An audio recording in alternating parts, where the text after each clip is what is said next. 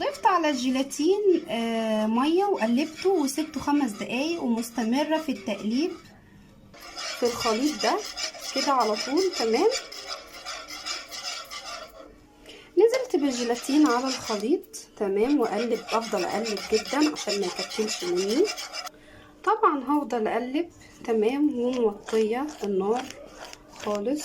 تمام. افضل اقلب كده عشان ما يتكتلش على طول على طول، ما اغفلش عنه عشان ما يتحرقش، عشان لونه ما يغمقش.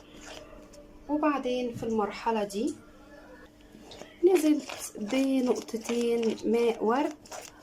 تمام. برضو هفضل اقلب. حابه تنزلي بفانيليا براحتك، ماء زهر. تمام. انا عملت ريلز في الاول. تمام. وده الريلز التاني. وبعد ما اخلص